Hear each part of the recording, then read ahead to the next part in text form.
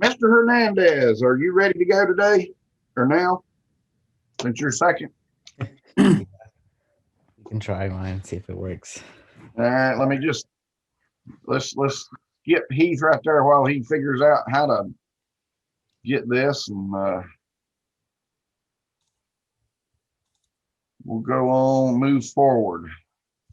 Okay. Okay, you now have co-host privileges. Okay. 1 second. Okay. Let's see. Please tell me you're not using a MacBook. Well, I am, but hopefully this works.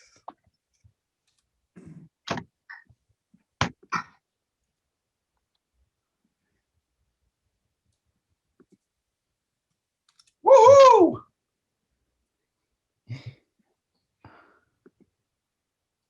Okay. Can you guys see my screen? Yes. Okay, cool.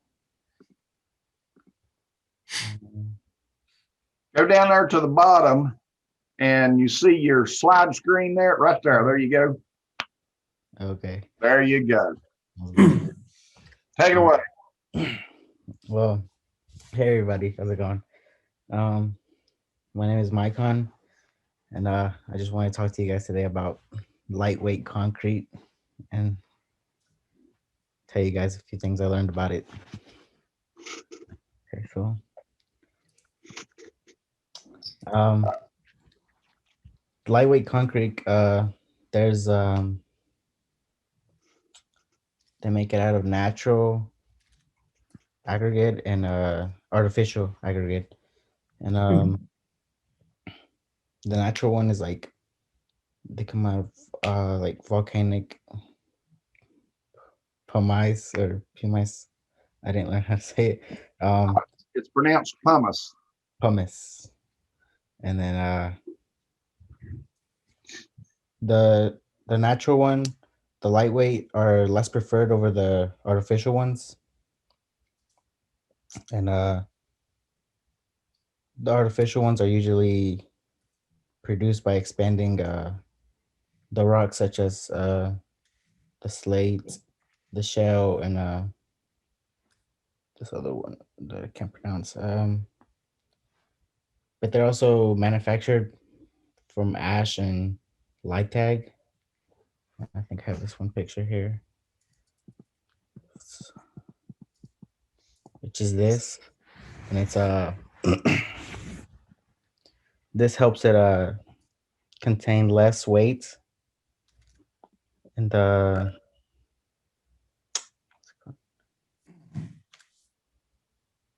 What is lab tag? it's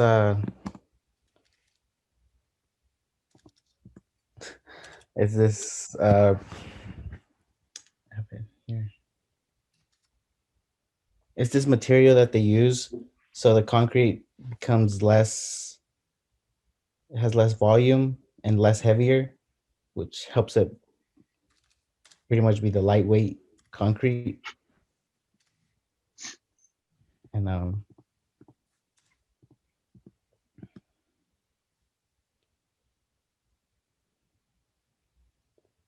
there's two methods that they use to be for it to get ready. And one, they inject the mixing during the plastic condition for it to have a chemical reaction. And the second way is to air the is to introduce either by mixing the stable foam or by whipping air using an air entertaining agent.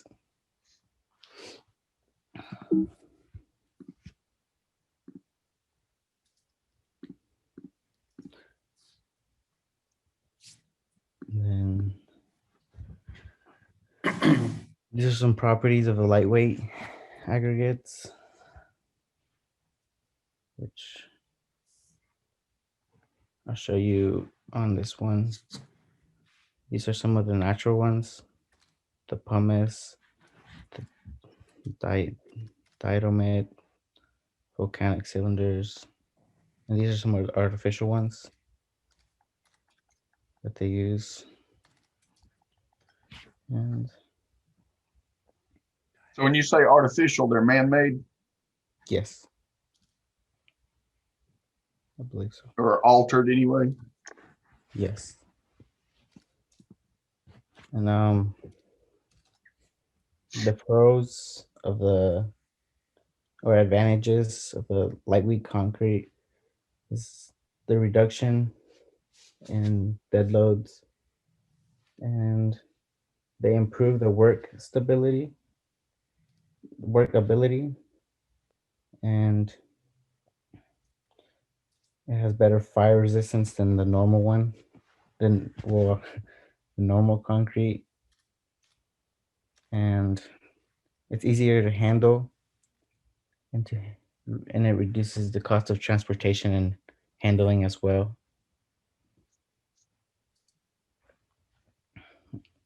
And it's a little bit more durable. And there's some pictures. And some of the cons that I found was that the depth, which can occur like these it can form like these little cracks that you were talking about. It can cause like bubbles, and like it causes the corrosion to sink in, and it makes like two or three different type of cracks. Let me show you. Oh, it's like these, and they can either make like narrow deep or shallow wide. I could just like completely like destroy. And they're very sensitive with like uh the mixture of water, and it's a little harder to finish because of the porosity and angularity and of the aggregate, and the mixing time is a little longer than the normal one would be, just because it's a little more sensitive to the water.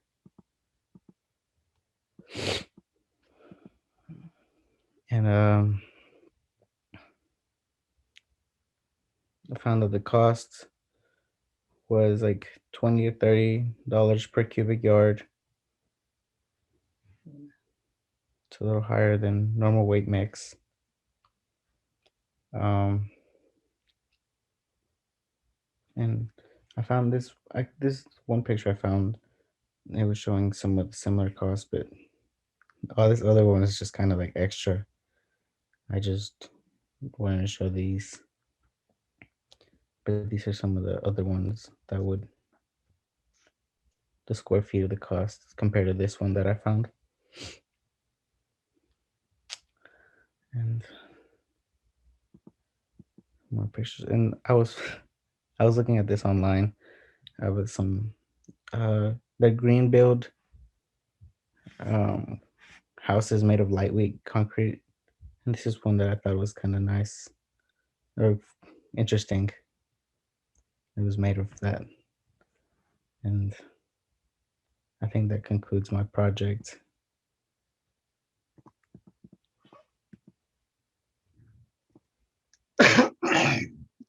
Okay. Thank you much. So questions? Yeah. Anybody have any questions? Yeah, I've got a question. Are there specific applications where lightweight concrete is more advantageous as opposed to standard concrete? Specific projects or building types, that kind of thing? Yeah, they use it on roof slabs and small houses um, just because a little less, it's less stronger, the strength of the lightweight concrete than it is for like normal concrete. So they use it on like usually small houses or slabs, um, or small walls. It's also used like for stairs or for like windows. Um, and yeah, that's what I.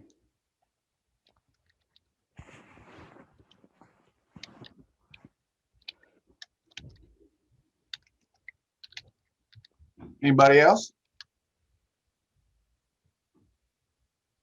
Do the types of aggregates used vary depending on region, or or is there different availability for different types of aggregates, and is that why you might choose one over the other? Yes, the different ones are depending on it's how much they like weigh, how much density it has, and some of them have more or less.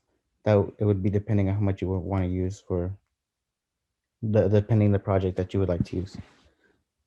I assume some of them are going to be more available in some regions than others. It might be easier for a builder to use a volcanic pumice in an area that has a lot of volcanic rock, and it might be harder to find here, right?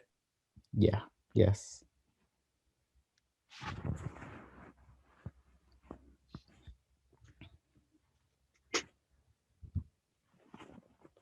Do you know what the pumice is? Volcanic pumice? Have you ever been to the, you've been, I'm sure you have, you've been to the dentist and they have this little container and they got that little thing, they dip it in and then they clean your teeth. That's what they're using. It's just flavored. When I was growing up, I went to a dentist that didn't use any flavorings at all. And that stuff is crappy. It's, yeah. So it's very fine, pulverized, volcanic rock is what it is basically. Wanted to elaborate a little bit. So wanted to show you these. This is lightweight concrete being used. All of these designs are from Antoni Gaudi. And so you've probably heard the word, oh man, that looks gaudy. Well, that's where that came from, is Andre Gaudi. So he does, this is in Barcelona, and this is a cathedral in Barcelona that he started, and he was killed at a very young age, or fairly young age, by a car in the 1920s. So you can imagine, they didn't have a whole lot of cars back then, but what car was hit him, killed him. So the people of Barcelona he never completed this project. It sat vacant for a little bit, and he took the citizens of Barcelona took it on themselves to start working on this. And so they're still working on it, and it's not complete yet. But some of the stuff that he done, is just absolutely mind boggling. Just, to say the least. But he used a lot of lightweight concrete to do these projects. Now, the inner portion, the inner skeleton of the project is regular concrete or strong concrete, and then the lightweight concrete was used as a, as a, what am I trying to think of? Veneer. God, lost it for words this morning. So veneer. So anyway, you can do a lot of things with this lightweight concrete, not just this, but you can also do a lot of structural stuff as well, for like roofs,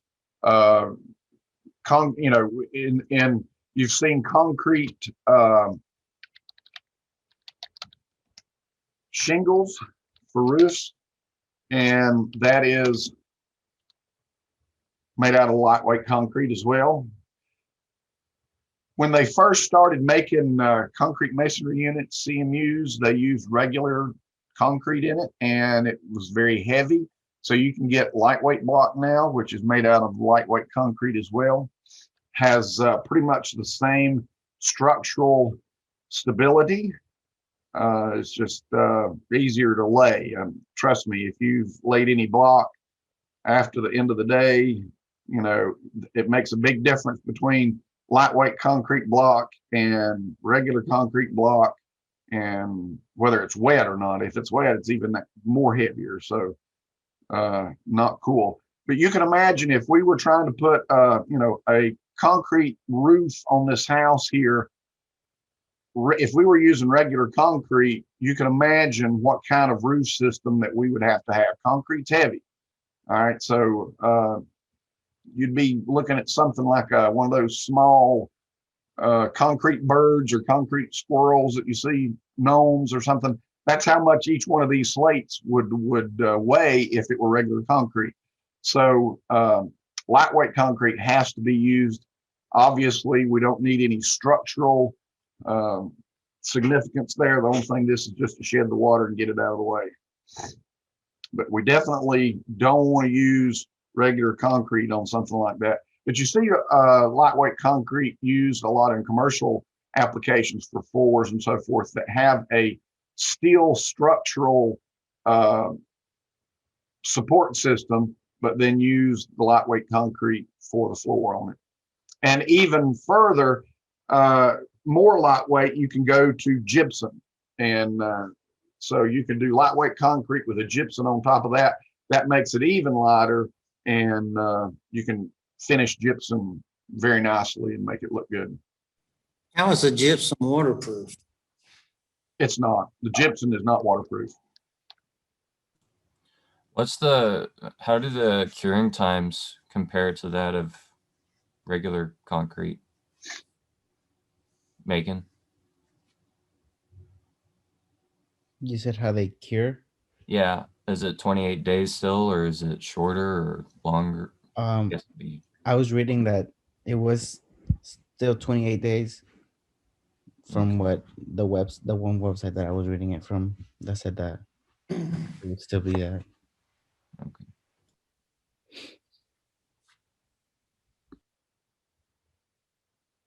Anybody else? Any comments? I thought that building at the end looked pretty cool. Yeah, it was pretty interesting. Looks like something you'd see out of Disney World. Yeah, exactly. Yeah.